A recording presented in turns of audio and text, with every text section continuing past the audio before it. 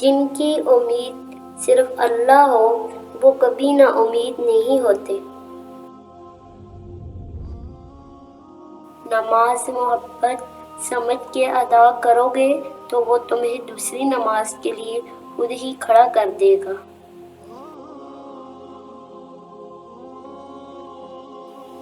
جب لوگ تمہیں تکلیف میں اکیلا چھوڑ جائیں تو جان لو کہ اللہ تمہارے کام کا ذمہ خود لینا چاہتا ہے۔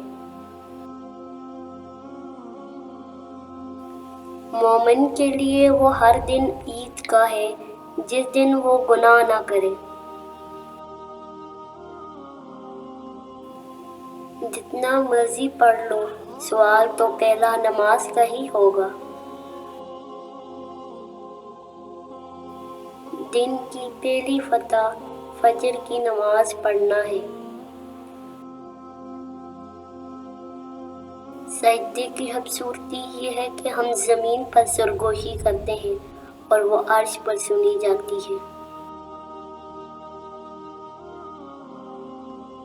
جس انسان سے اللہ پاک ناراض ہو جائے اس سے سجدے کی توفیق چھین لیتا ہے۔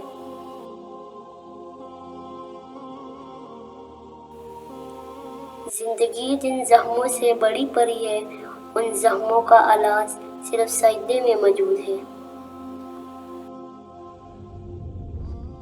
جب تم نماز نہیں پڑھتے تو یہ مت سوچو کہ وقت نہیں ملا، بلکہ یہ سوچو کہ تم سے ایسی کون سی خطا ہوئی ہے جس کی وجہ سے اللہ تعالیٰ نے تمہیں اپنے سامنے کھڑا کرنا پسند نہیں کیا۔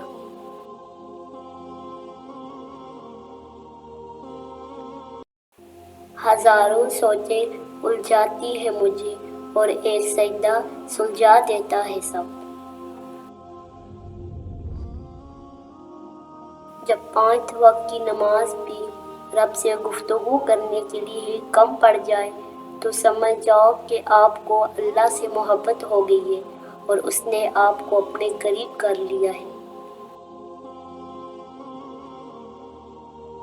اگر تم کو نماز پڑھنے سے سکون نہیں ملتا تو تم سکون سے نماز پڑھو۔ یک نماز ہی ساتھی ہے دنیا سے قبر تک، قبر سے حشر تک اور حشر سے جنت تک۔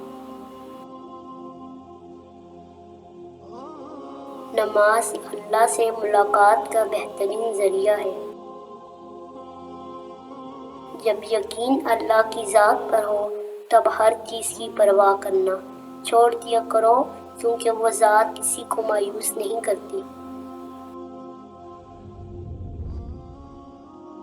نماز وہ واحد حکم ہے جسے اللہ نے آسمان سے وحی کے ذریعے نہیں اتارا بلکہ اپنے محبوب حضرت محمد صلی اللہ علیہ وسلم کو آسمان پر بلا کر تحفے میں دیا۔ تمہارا تہجد پڑھنا تمہارے رب سے عشق کا ثبوت ہے۔ جو نماز نہیں پڑھتا وہ سکون کا مطلب نہیں جانتا۔ نماز شیطان کی شکست اور مومن کی جیت ہے۔